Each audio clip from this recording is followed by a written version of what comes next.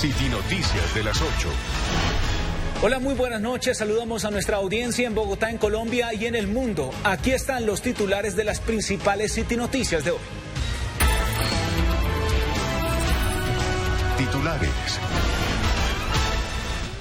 Dos potentes terremotos de magnitud 7,1 y 7,5 sacudieron a Venezuela.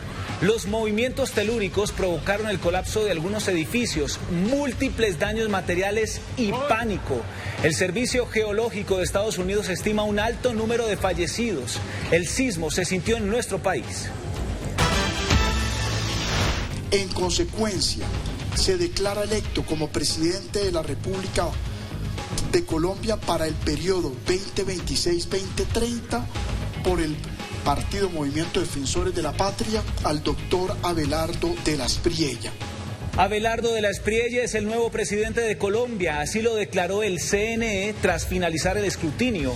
Mañana, junto a su fórmula vicepresidencial, recibirán las credenciales aquí en la capital. Iván Cepeda reconoció el triunfo de la Espriella y aceptó la curul de oposición en el Senado de la República. Aida Quilcue asumirá como representante a la Cámara.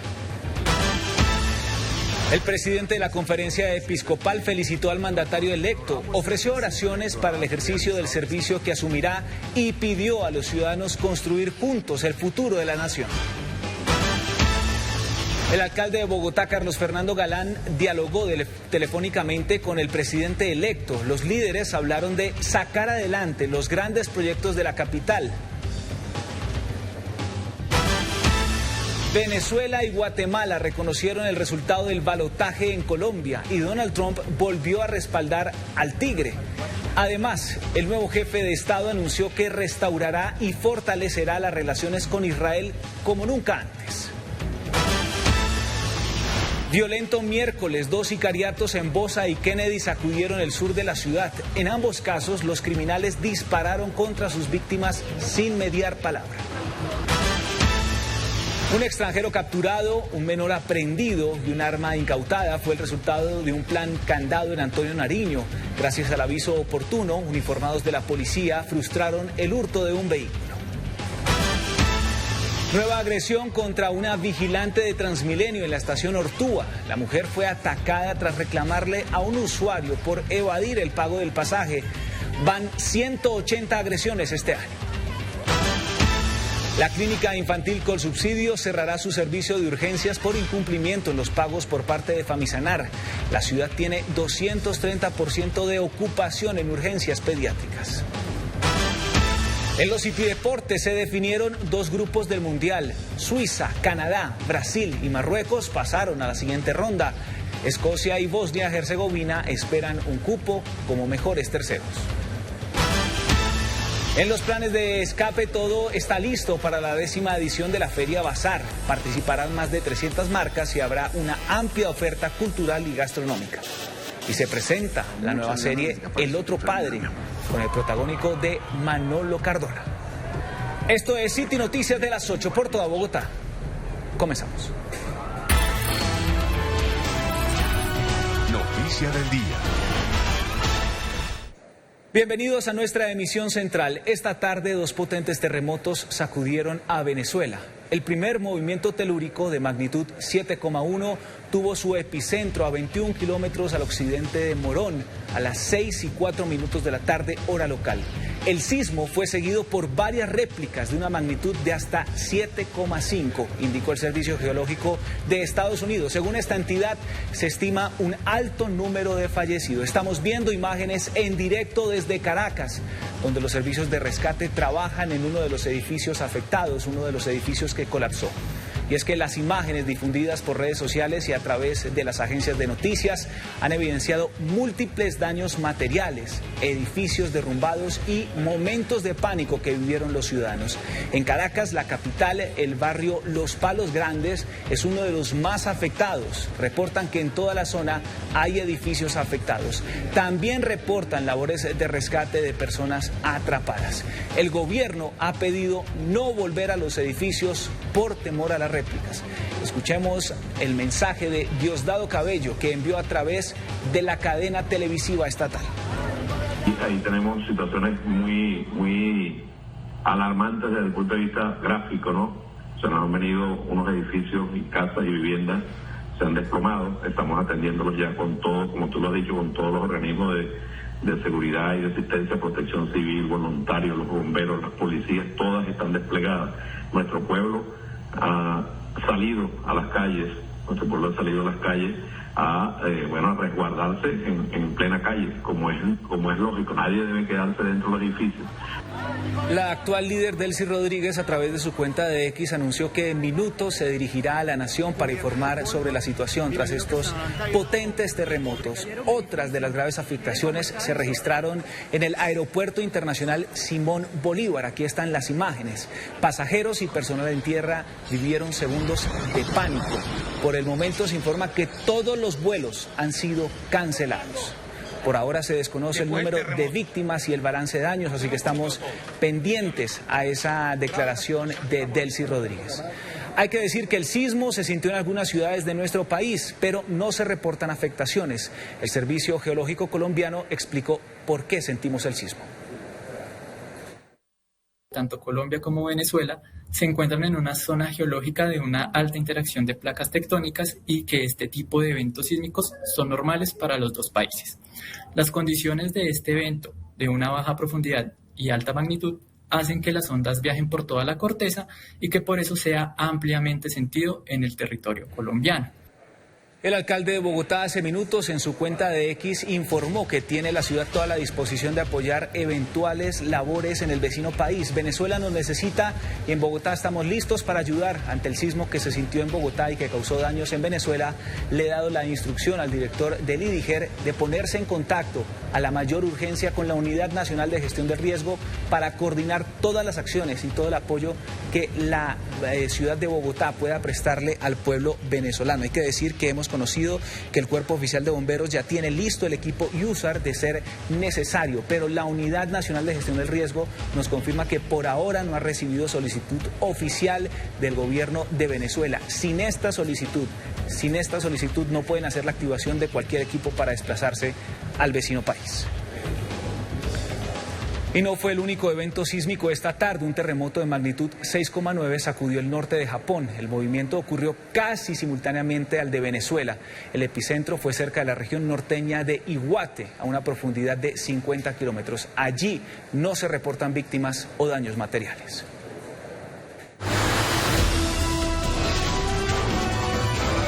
Elecciones presidenciales 2026.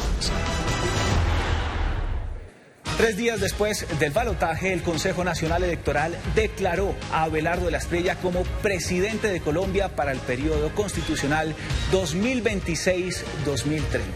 Andrés, buenas noches. ¿Cuándo recibirá sus credenciales como presidente electo de Colombia? Rafael, para usted muy buenas noches y para todos los televidentes es un gusto saludarlos. Mire, lo que se conoce es que mañana se hará este proceso en Corferias. Están citados el presidente electo Abelardo de la Espriella junto a su fórmula vicepresidencial José, para que allí le entreguen. Será a las 9 de la mañana y allí lo hará el Consejo Nacional Electoral y también estarán allí presentando también esas acreditaciones que los oficializan como el nuevo presidente de Colombia. En consecuencia, se declara electo como presidente de la República de Colombia para el periodo 2026-2030 por el Partido Movimiento Defensores de la Patria al doctor Abelardo de la Espriella. Este es el momento que la Registraduría Nacional y el Consejo Nacional Electoral avalan los resultados de las elecciones presidenciales de segunda vuelta y declaran como nuevo presidente de Colombia a Abelardo de la Espriella y José Manuel Restrepo como vicepresidente. Además, informaron que tras el proceso de escrutinio en el país, Abelardo de la Espriella obtuvo 12.960.166 votos e Iván Cepeda obtuvo 12.708.312 votos. Hubo una diferencia de 251.854 votos. Y entre el total de votos de los candidatos en blanco, válidos, nulos y no marcados, hubo 26.344.960 votos. Culminamos este proceso en tiempo récord, culminamos el proceso de escrutinios en solamente 2 días. Y estamos muy felices de lo que acaba de pasar. Ustedes se dieron cuenta, tuvimos garantías para las 2 campañas, garantías para los 2 candidatos y la democracia se fortalece en nuestro país. Tenemos la democracia más fuerte de América Latina. Las elecciones no se declaran, se demuestran y fueron lo que ustedes acaban de ver el día de hoy. El presidente del CNE se refirió a la diferencia entre el preconteo y los escrutinios. Realmente por debajo de 0, estamos muy felices, lo que demuestra que el sistema electoral funciona los jurados de votación, funcionan los testigos, tanta vigilancia. Acuérdese que estas son las elecciones más vigiladas en la historia de nuestro país, por eso la diferencia entre el preconteo y el resultado final por debajo de 0. Asimismo, en la audiencia pública se informó que el excandidato presidencial Iván Cepeda y su fórmula vicepresidencial Aida Quilcue aceptaron las curules, tanto en el Senado como en la Cámara de Representantes. Además, horas antes, Cepeda había aceptado los resultados. He decidido aceptar el resultado que surge de dicho proceso y que señala que Abelardo de la Espriella es el nuevo presidente de la República. Lo hago como un acto de responsabilidad democrática. Lo hago para contribuir a la convivencia, a la paz y al diálogo entre colombianos. Se espera que este jueves el presidente electo Abelardo de la Espriella y el vicepresidente José Manuel Restrepo reciban oficialmente las credenciales por parte del Consejo Nacional Electoral. Mire, y es que el presidente electo Abelardo de la Espriella ha recibido apoyo y felicitaciones de diferentes sectores, tanto políticos como religiosos.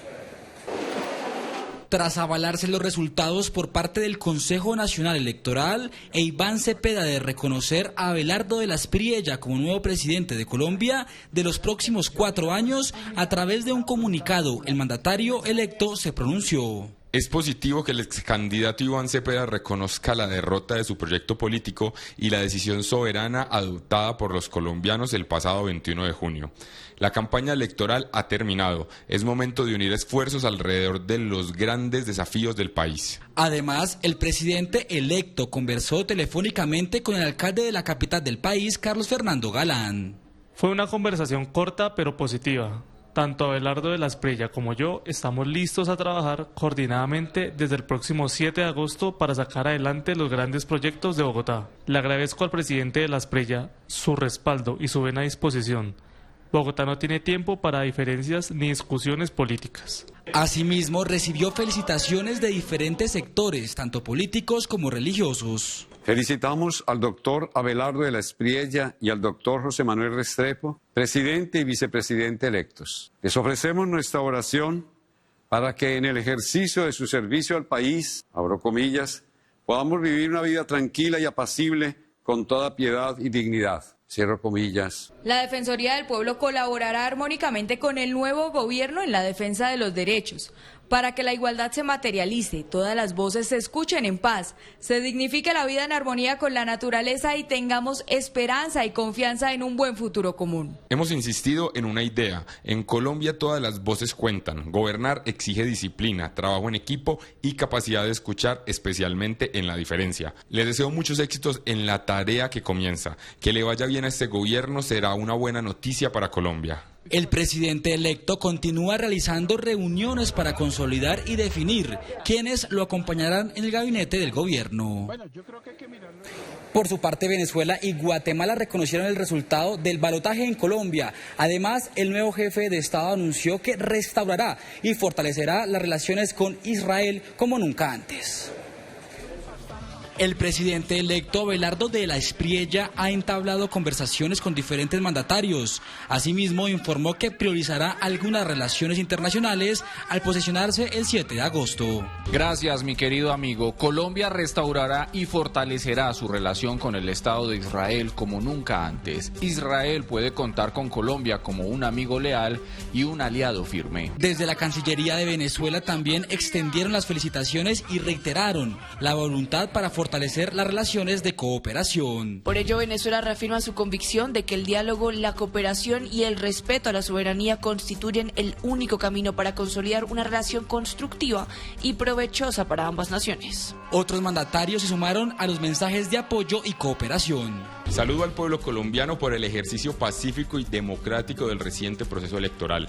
Al presidente electo Abelardo de la Espriella, mis mejores deseos en esta nueva e importante tarea. En Guatemala cuenta con un socio y aliado para el fortalecimiento de la democracia y el desarrollo de nuestros pueblos. Desde Bolivia le deseamos éxito en la gran responsabilidad que asume. Seguiremos trabajando juntos por la integración y el bienestar de nuestros pueblos. Por su parte, el presidente Donald Trump se volvió a referir a la victoria de Abelardo de la Espriella. Colombia. Tuvimos una gran victoria ayer en Colombia, un lugar favorito de Marco Rubio. Marco ama Colombia. Nosotros apoyamos a alguien que lo llaman el Tigre, porque es duro, es otro luchador. Me gustan los luchadores. Además, el secretario de la OEA, Albert Ramdin, felicitó al presidente electo y también al pueblo colombiano por el desarrollo pacífico y ordenado de este proceso electoral y de la segunda vuelta de las elecciones presidenciales. Cuando regresemos...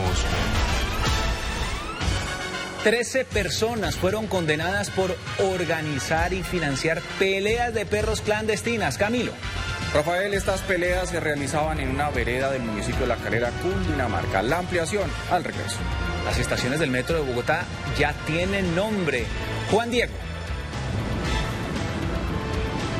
Sí, señor Rafael. Ciudad Kennedy, Timisa y Santa Isabel fueron los nombres elegidos por los bogotanos. En minutos les contamos. Un centenar de apartamentos está sin servicio de gas. Juan José. Así es, sin previo aviso llegaron y dejaron sin el servicio de gas a más de 100 familias. Esto sucede en un conjunto residencial de la localidad de Suba. Ampliación de esta noticia cuando regresemos. Esto es City Noticias de las 8 por toda Bogotá.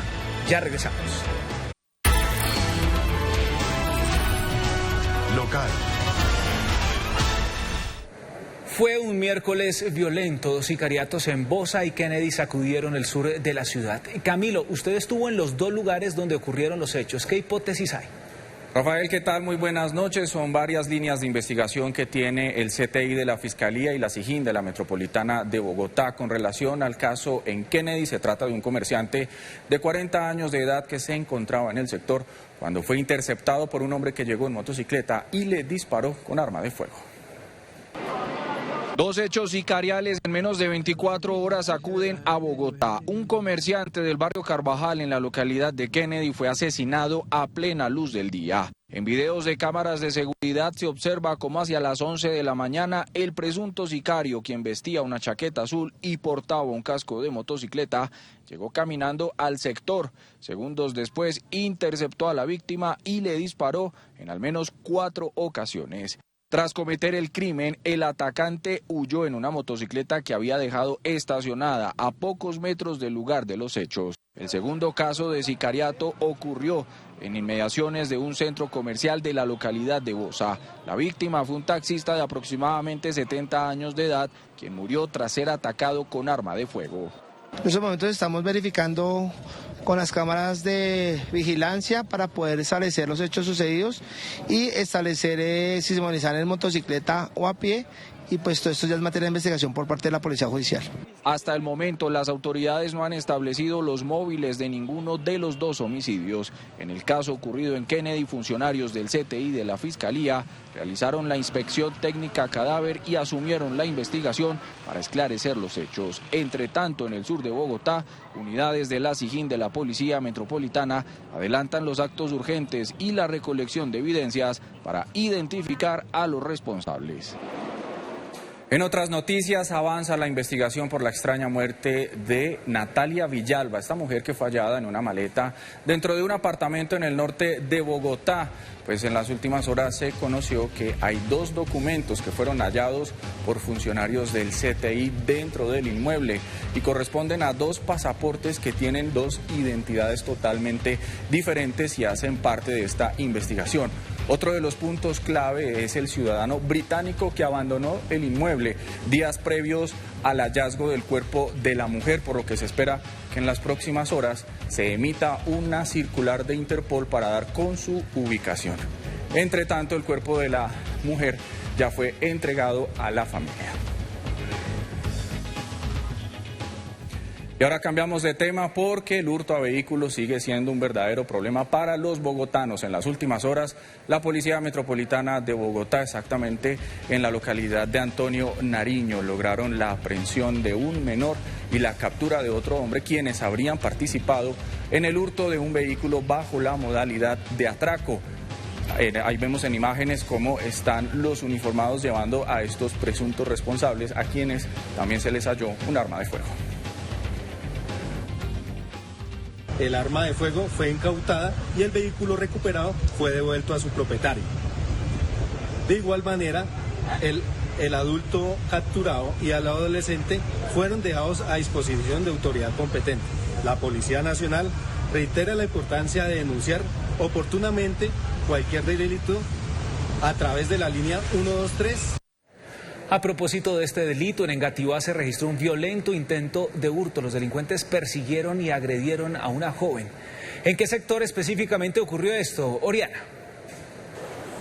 Rafael y televidentes, esto ocurrió en el barrio Simón Bolívar. Imagínense, mientras el joven intentaba escapar, el ladrón se aferró a él y hasta le rasgó la camiseta. Violento intento de hurto en el barrio Simón Bolívar. En cámaras de seguridad quedó registrado como un joven fue brutalmente agredido por un delincuente mientras llegaba a su hogar. Él llegaba ahí al frente de la casa, en la camioneta. Él pues se bajó y él sí miró pues unas personas sospechosas como en la parte de atrás, como en la otra cuadra. Tan pronto se bajó de la camioneta, uno de los individuos que esperaban en su motocicleta se abalanzó tras de él. Y lo empezó a perseguir y él salió a correr hacia la otra esquina donde hay una tienda y él empezó a pedir ayuda. Mientras este joven huía en medio del pánico, el delincuente intensificó su nivel de violencia, tanto así que le rasgó la camiseta. El delincuente tenía un arma, entonces ahí como se ve en el video, él le da una vuelta y se devuelve y entonces empiezan a como a forcejear, le rompe la camiseta y lo mete y lo somete ahí dentro de la tienda y le decía que le entregara las llaves de la camioneta. Se alcanza a ver cómo lo persiguen y en una tienda le alcanzan a golpear. Ante la resistencia de este hombre, al ladrón no le bastó con intimidarlo usando el arma de fuego. Y le decía que le pasara la tienda o si no se iba a hacer pegar un tiro. Y entonces, pues como no vio que él no le decía, pues yo me imagino que el susto de mi sobrino, pues le decía, pues que yo no tengo más y están allá debajo. Y cogió y le pegó con el arma, le pegó un cachazo y le rompió la cabeza. Entonces, y le soltó 2 tiros. Ante esta situación, la comunidad fue saliendo, lo que obligó a estos sujetos a escapar. Se montó en la moto y arrancó, y en la parte de atrás, como se ve en el video, también, porque ellos no trabajan solos, venía una camioneta blanca. Últimamente pues, se han presentado muchos intentos de robo a vehículos específicamente, más o menos por las noches casi siempre. Tras esta situación, la familia pide acciones por parte de las autoridades para que se identifique a los responsables, pues al parecer estarían vinculados a otros hechos delictivos. Muy bien, y cambiamos de tema porque 13 personas fueron condenadas por organizar y financiar peleas de perros clandestinas. Esto ocurría en La Calera, Cundinamarca. Camilo, usted tuvo acceso a las audiencias. Efectivamente, en medio de las diligencias se pudo establecer cómo estas 13 personas de diferentes nacionalidades llegaron hasta el municipio de La Calera el pasado mes de marzo. En medio del operativo, 12 caninos fueron rescatados y lastimosamente 2 fueron hallados sin vida. Indignante caso de maltrato animal en La Calera, Cundinamarca. 13 personas fueron condenadas por organizar, financiar y participar en peleas de perros clandestinas en una finca ubicada en dicho municipio. Testimonios recopilados por la Fiscalía permitieron capturar y judicializar a los responsables. Alcanzó a presenciar 3 peleas de perros, quienes destruyeron 6 canes, siendo dueño de unos de ellos el acusado Avilés Castañón. Ilustró que las confrontaciones entre los animales presenciadas salieron malheridos y algunos de ellos a los que se les atendía aplicándoles medicamentos y canalizándolos. La investigación adelantada por el Grupo Gelma permitió establecer que el evento se realizó el pasado 14 de marzo en la vereda Aurora Alta. En dicho lugar, las autoridades encontraron un espacio acondicionado para las confrontaciones entre los animales.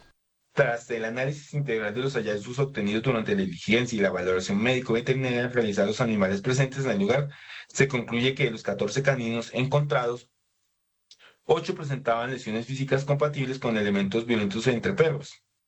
En el operativo desplegado por la Fiscalía fueron hallados 2 perros muertos con evidentes signos de violencia y lesiones traumáticas y otros 12 caninos fueron recuperados, 6 de ellos también con evidencias de maltrato. Los hechos jurídicamente relevantes que son objeto de sanción fueron reprochados y recogidos por las normas por las que se emitirá condena, y en ese sentido, atendiendo a la gravedad de la conducta, el daño creado, la naturaleza de las causales que atenúan la responsabilidad, la intensidad del dolo, la necesidad de la pena, la retribución justa.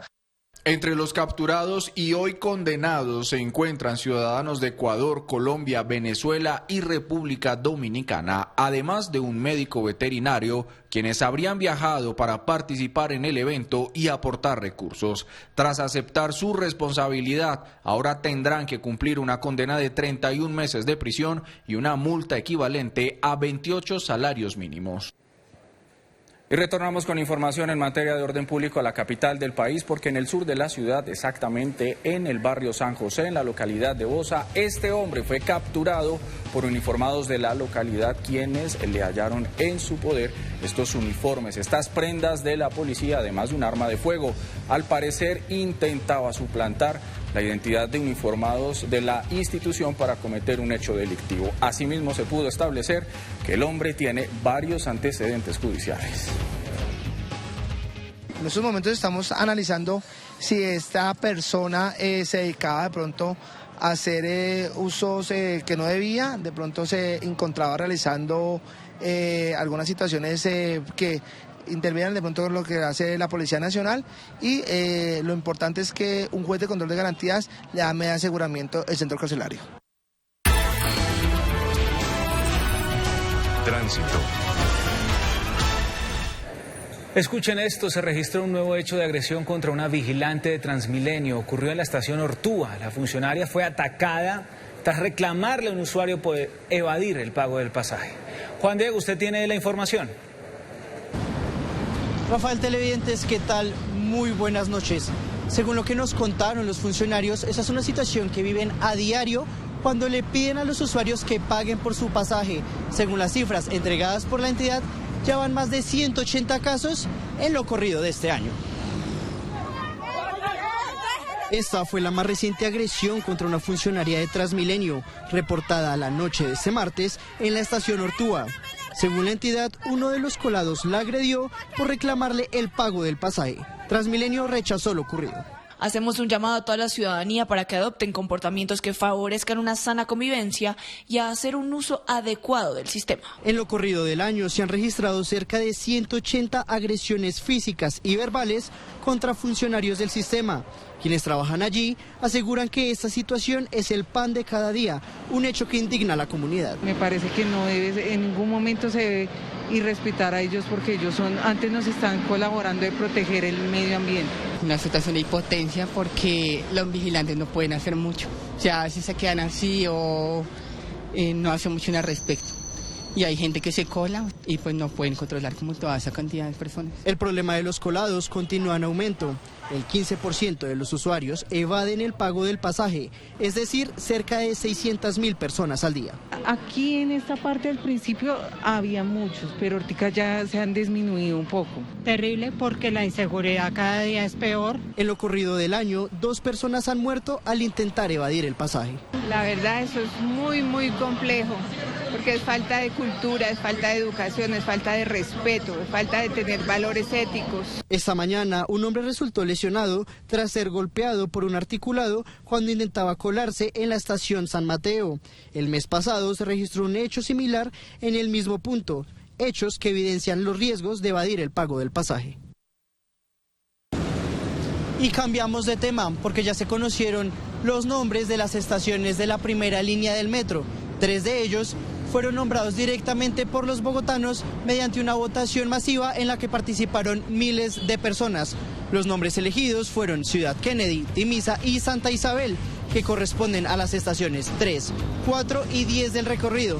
Según la empresa Metro, esta iniciativa buscó que los bogotanos hicieran parte de la construcción de la identidad del nuevo sistema de transporte que tendrá la capital. Escuchemos al gerente general.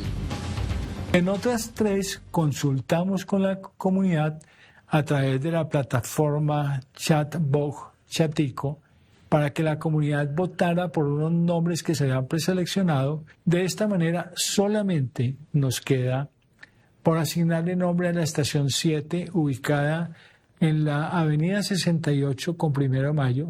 Hoy, de las 16 estaciones, 15 ya tienen nombre propio.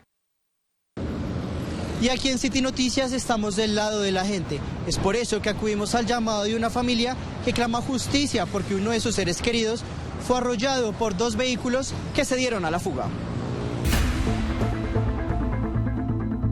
Arrollado por 2 vehículos que se dieron a la fuga. Así fue la trágica muerte de Wilson Salamanca cuando regresaba a su casa en el barrio Verbenal la noche del pasado 7 de junio. Pues él venía en contravía porque él venía en una scooter, en una bicicleta eléctrica y ellos se lo llevaron por delante. Eran 2 carros, los cuales pues tenemos identificado uno, pero no ha dado la cara ni nada. En videos de cámaras de seguridad quedó registrado el momento en el que el hombre de 49 años fue embestido por 2 vehículos que transitaban a exceso de velocidad por la calle 188 con carrera 15, una vía residencial donde el límite es de 30 kilómetros por hora.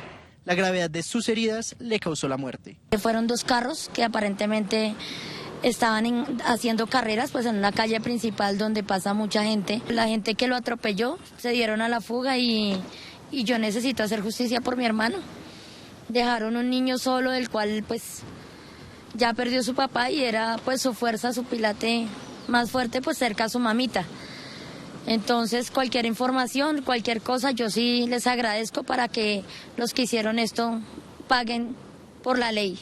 La Fiscalía tipificó este caso como un homicidio culposo. Sin embargo, la investigación continúa en etapa de indagación mientras las autoridades buscan dar con el paradero de los responsables. Hasta el momento que estaba en investigación, que tocaba esperar un tiempo. Entonces, pues en eso estoy, pero es que si uno espera mucho tiempo, eso queda impune.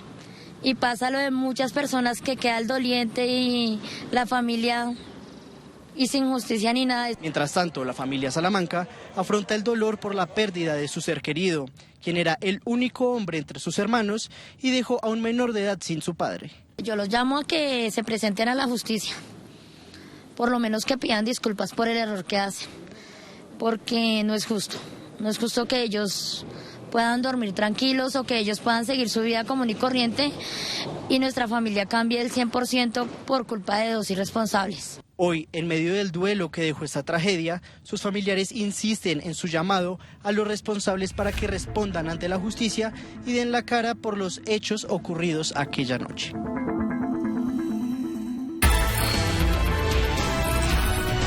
Bárbaro. Y finalizamos nuestra sección de tránsito y movilidad con uno de nuestros famosos bárbaros, el espacio en el que hacemos un llamado a los conductores en las vías. En esta ocasión vemos que un motociclista decide levantarse el casco para tomar una bebida mientras conduce. Lo más preocupante es que lo hace manejando con una sola mano y transportando a un menor de edad como parrillero. Señor televidente, mucha conciencia en las vías. Recuerde que un segundo de imprudencia puede terminar en tragedia y que en casa siempre hay alguien esperándolo. Y ya sabe, si tiene más bárbaros como este, puede comunicarse al número que aparece en pantalla. Sigan ustedes con más City Noticias de las 8. Juan Diego, muchísimas gracias. La Clínica Infantil con Subsidio cerrará temporalmente su servicio de urgencias por incumplimiento de pago por parte de Famisanar. Juan José, buenas noches. ¿A cuánto asciende la deuda entre estas entidades? Rafael, televidentes, muy buenas noches. Sí, estamos hablando de una cifra superior a los 700.000 millones de pesos y a pesar de que esta clínica confirmó que los tratamientos de oncología y hemofilia continuarán, pues la situación sí ha generado mucha preocupación, especialmente entre familiares de los niños usuarios de esta entidad ubicada en la localidad de Chapinero.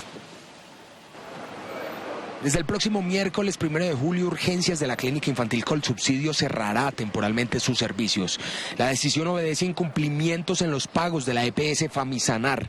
El secretario de Salud de Bogotá se pronunció sobre esta situación. Desde la Alcaldía de Bogotá nos preocupa el cierre temporal de urgencias de la Clínica Infantil de Colsubsidio. La ciudad no resiste un cierre más. Estamos al 230% de ocupación en urgencias pediátricas y se trata de más de 5.000 atenciones mensuales que tendrían dificultades desde el 1 de julio. No, pues terrible, porque imagínese, pues digamos, yo por lo menos, yo traigo siempre a mi hijo acá a urgencias y todo, y pues digamos que para uno de grande, yo por lo menos que yo me enfermé y yo fui a urgencias y eso, y a mí no me atendieron en ningún lado, entonces terrible porque uno no sabe para dónde van a mandar entonces ahora los niños. Según reveló la clínica, el personal médico será reubicado y no se interrumperán los tratamientos oncológicos que se venían realizando ni los de los pacientes con hemofilia.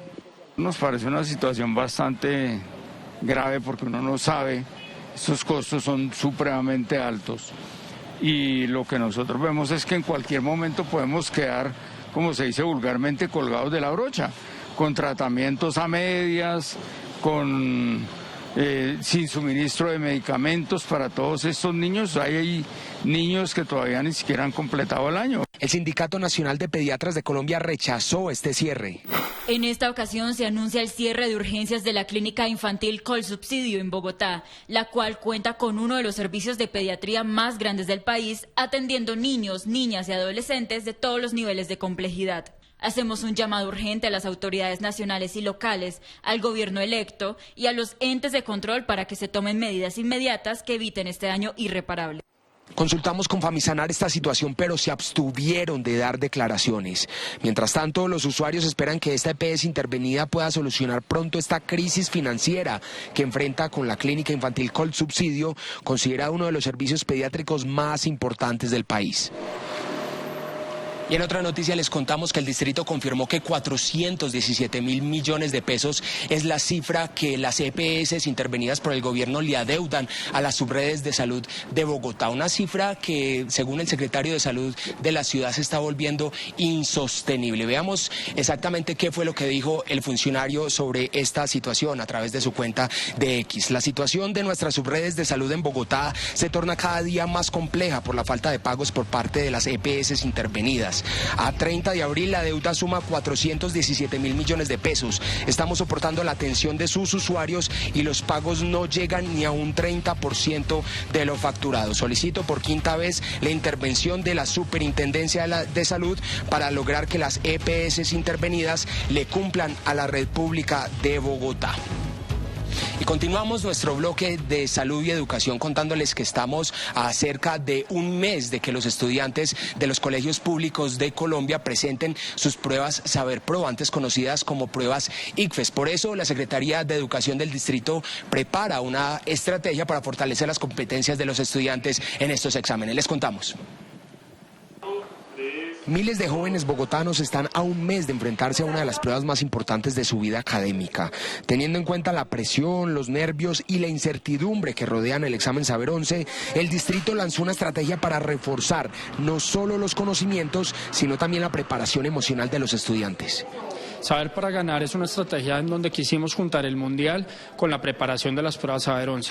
Una estrategia en donde estamos aprovechando el Mundial para motivarnos, para trabajar todos hacia un mismo fin, y es que a los jóvenes les vaya bien a la prueba Saber 11, que es de este sábado en un mes, es literalmente el 26 de julio. Entonces tenemos todavía un mes para prepararnos, para que los jóvenes saquen todo su talento, toda esa motivación del fútbol, pero también lo lleven, ojalá, a los exámenes. La iniciativa denominada Saber para Ganar busca fortalecer competencias en áreas clave como lenguaje, matemáticas, ciencias sociales, ciencias naturales e inglés. A través de clases virtuales en vivo, los estudiantes podrán resolver ejercicios similares a los de la prueba y familiarizarse con su estructura y tipo de preguntas. Tenemos a 16.000 estudiantes en Academia Atenea, que es una estrategia que hacemos con la Agencia Atenea del distrito, en donde les brindamos herramientas, oportunidades, pero también prueba de diagnóstico para saber cómo están preparándose para la prueba Saber 11. Tenemos otro tema que es Campamento CELAP, donde trabajamos con la Universidad Nacional para acompañar a cerca de 3.000 estudiantes que van a estar presentando las pruebas Saber 11, y una tercera que es Masterclass, que son clases en diferido o clases en vivo, digamos que grabamos para profundizar algunas materias específicas. Pero la apuesta va más allá de los contenidos académicos. La estrategia incluye herramientas para manejo del estrés, la ansiedad y la frustración, además de recomendaciones sobre descanso, alimentación y hábitos de estudio. El objetivo es que los estudiantes lleguen al examen con mayor confianza, mejor preparación y más herramientas para proyectar su futuro educativo y profesional. Y si tus noticias siempre con la gente. Imagínense ustedes estar en su casa y que de la nada y sin previo aviso lleguen a cortarle el gas. Pues es la situación que le ocurre en este momento a más de 100 familias aquí en el barrio Colina de la localidad de Suba, y precisamente estoy con una de las afectadas. Melissa, buenas noches, cuéntenos exactamente qué es lo que está pasando. Buenas noches. Aproximadamente entre la 1:30 de la tarde me timbran en la casa sin previa llamada ni nada un contratista de Vanti a decirme que va a cortar el servicio. Yo le dije, pero no me ha llegado recibo. Me dijo, sí, hace unas semanas se entregaron en la portería, pues es como culpa suya. Pues yo asumí que sí, que de pronto fue que yo no lo pregunté. Pero ya después de eso bajo y me dicen los celadores que hay unos apartamentos que sí llegaron y otros que no llegaron. Entonces se ve que está ahí como un corte masivo por esta situación. ¿Usted ha consultado esta situación precisamente con la empresa prestadora del servicio y qué le han respondido ellos? Sí, yo llamé y me dijeron que uno tenía que hacer un PQR. Yo dije, había un menor de edad de 4 años que tiene protección especial, que no me la cortaran, que por favor me dejaran hacer el almuerzo, y no me dejaron continuar. Entonces les expuse varias cosas de la normativa y dijeron que no, que del PQR. Bien, nosotros vamos a estar muy atentos a cómo avanza esta situación aquí a raíz del corte masivo de gas de 100 familias en el barrio Colina de la localidad de Suba. Mientras tanto, ustedes tienen más información en City Noticias de las 8. Nacional. Hay polémica por las gabelas que habría ofrecido el gobierno Petro al Clan del Golfo al inicio de la paz total. Laura. Rafael y televidentes, los audios muestran al entonces comisionado de paz Danilo Rueda comprometiendo al Estado con acciones como frenar los operativos militares contra esta organización. Pero quiero que conozcan toda la información sobre estos audios inéditos, que incluso ponen en cuestionamiento el proyecto de paz total del gobierno Petro en la siguiente nota. Se conocieron nuevos hechos que reavivan la discusión sobre los primeros acercamientos entre el gobierno de Gustavo Petro y el Clan del Golfo, a un día que vence el plazo para la concentración de integrantes de esa organización en Córdoba. Lo que explica la expansión y consolidación del Clan del Golfo en varias regiones del país, precisamente al inicio de este gobierno, y se consolida a lo largo de él, tiene que ver con la utilización de unos ceses al fuego de manera muy prematura, con la reducción de la iniciativa militar y policial y con la pérdida de capacidades de inteligencia para realizar operaciones y también persecución judicial. Según las grabaciones, las negociaciones habrían sido con alias Jerónimo y con el entonces comisionado de paz Danilo Rueda, donde se evidencian acuerdos como la reducción de operaciones militares y la revisión de extradiciones contra esta organización, además de recortes de personal dentro de la fuerza pública. Se podría decir que al principio este gobierno, con estas exploraciones, el gobierno no colocó líneas rojas, no colocó condiciones que facilitaron precisamente la expansión del grupo armado ilegal Clan del Golfo, que hoy en día es el grupo armado más grande y más fuerte del país. Según cifras de la Fundación Ideas para la Paz, la organización habría pasado de cerca de 4.000 integrantes en 2022 a más de 6.000 en el 2023 y actualmente cuenta con 10.000 miembros y con presencia en 338 municipios del país. Eso se ha traducido en impactos humanitarios, como el confinamiento, el desplazamiento, las amenazas. También ha afectado el sector productivo y económico a través de una extorsión extendida en muchas regiones donde actúa el Clan del Golfo. Y por último, ha impactado también en las limitaciones que tienen los líderes y lideresas sociales para ejercer su derecho a expresarse y a denunciar lo que está ocurriendo en estos territorios. En medio de la controversia, el exministro de Defensa, Iván Velázquez, aseguró en su cuenta de X que las decisiones sobre la fuerza pública respondieron a evaluaciones internas del gobierno y negó que hubieran estado relacionadas con acuerdos con el Clan del Golfo. Por su parte, el presidente Petro ratificó en su cuenta de X lo publicado por el exministro. 2 policías murieron y otros 2 resultaron heridos tras un ataque armado en el sector de El Muro, en Calima, en el Darién, Valle del Cauca. ¿Qué se sabe de este nuevo hecho de violencia en el departamento, Sofía? Rafael y televidentes, buenas noches. Las víctimas hacían parte del grupo de operaciones especiales de la policía y fueron atacadas mientras realizaban labores de seguridad en esta zona del Valle del Cauca. Las autoridades atribuyen el hecho a las disidencias de las FARC y adelantan operativos para dar con los responsables. Seguimos con más noticias del país. La Corte Constitucional avaló la declaratoria de emergencia económica, social y ecológica decretada por el gobierno para atender los efectos del fenómeno meteorológico que afectó al país entre enero y febrero del 2026. No obstante, condicionó su aplicación a los 181 municipios reportados por la UNGRD como afectados y a aquellos donde se demuestre un impacto directo de la emergencia. Además, declaró inaccesibles los apartes relacionados con la crisis financiera de las empresas de energía, algunas facultades agrarias de la Agencia Nacional de Tierras y medidas sobre ordenamiento ambiental. También ordenó que los recursos extraordinarios solo puedan destinarse a atender la emergencia y pidió incorporar análisis de impacto climático en futuras decisiones de planeación del Estado. La Policía Nacional incautó 542 kilos de marihuana tipo creepy en una vía del Valle del Cauca. El cargamento era transportado en una camioneta que evadió un puesto de control y fue interceptada en Buga tras un plan candado. Las autoridades hallaron 396 paquetes del estupefaciente avaluados en más de 426 millones de pesos y aseguran que con esta acción evitaron la distribución de cerca de 542.000 dosis en diferentes regiones del país. El bloqueo del embarcadero turístico de Buenaventura mantiene en vilo a cientos de operadores y prestadores de servicio del Pacífico. Los manifestantes exigen el cumplimiento de acuerdos relacionados con la administración del muelle y mayor participación de las comunidades locales en su operación. Mientras continúan las negociaciones con las autoridades, se mantienen suspendidos los desplazamientos hacia varios destinos turísticos, lo que ha generado preocupación por las pérdidas económicas en la región.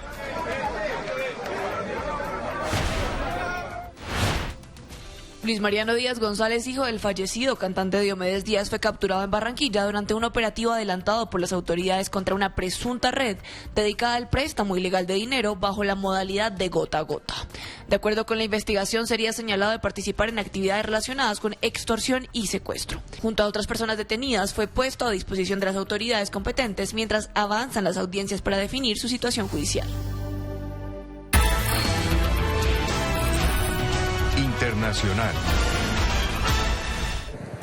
9:04 p.m, actualizamos la información que está ocurriendo en el vecino país de Venezuela tras los 2 potentes sismos que azotaron este país esta tarde. Estas son imágenes en directo de los organismos de socorro que están realizando rescates en las edificaciones colapsadas. Imágenes que nos llegan en directo a través de la agencia AFP. Recordemos que allá son las 10:05 p.m. Hay problemas también con la iluminación. Hace instantes, Delcy Rodríguez, actual líder del régimen venezolano, entregó el primer balance tras los potentes sismos que afectaron este vecino país. La mandataria declaró el estado de emergencia en todo el territorio nacional. Escuchemos lo que dijo. Quiero, en unión nacional, que Venezuela sepa que cuenta con las autoridades, que cuenta con el gobierno nacional, con los gobiernos regionales, que ya están desplegados en todo el territorio nacional, donde prácticamente se sintió en todos los estados estos 2 sismos seguidos, pero particularmente en las entidades que fueron más afectadas y donde estamos ya atendiendo la situación de los heridos y estamos también canalizando lo que tiene que ver con pérdidas de vivienda. En Unión Nacional vamos a superar esta coyuntura. Dice Delcy Rodríguez que el terremoto se sintió en todos los estados. Rodríguez informó además que no habrá clases y que cancelaron todos los servicios no esenciales.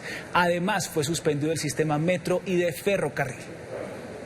Hemos activado toda la red de salud pública y privada del país, sobre todo en las zonas más afectadas, para atención de los heridos en este momento de gran sensibilidad para nuestra población y para quienes lamentablemente hayan sufrido pérdidas de un familiar. Extendemos nuestras condolencias inmediatas. Como lo informamos al inicio de esta emisión, Rodríguez también anunció que el aeropuerto de Maiquetía está completamente cerrado por graves daños. La situación en gran parte del vecino país es crítica. A esta hora continúan las labores de rescate y atención de la emergencia. Ana Rodríguez, corresponsal permanente del periódico El Tiempo en Venezuela, nos envió hace instantes el siguiente reporte. Amigos del Tiempo, nosotros seguimos desde Caracas, donde hace unas horas ocurrió un sismo de magnitud de más de 7 en la escala de Richter. Esto es exactamente en Los Palos Grandes, donde uno de los edificios quedó derrumbado y se encuentran las autoridades y cuerpos de rescate en plenas labores. Ya suman más de 2 horas desde que ocurrió este sismo, en el que todavía no se tiene contabilizado el número de víctimas en el país, pues fue en varias zonas de Venezuela.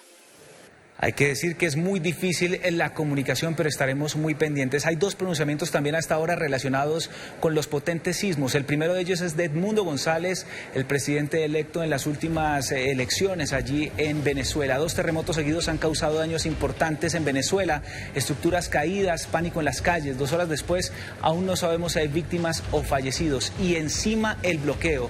Los venezolanos de afuera no pueden saber si sus familiares están bien. Aquí Edmundo González está denunciando que hay problemas con la comunicación. La incertidumbre se convierte en otra capa de angustia, y no es la caída de una red, es el bloqueo sistemático y prolongado de información que viven los venezolanos. También hay un trino del presidente electo de Colombia, Abelardo de la Espriella. Toda mi solidaridad con el hermano pueblo venezolano tras el devastador terremoto. Colombia los acompaña en esta hora difícil con afecto, respeto y esperanza. Mis oraciones están con las víctimas y sus familias. Dios proveerá.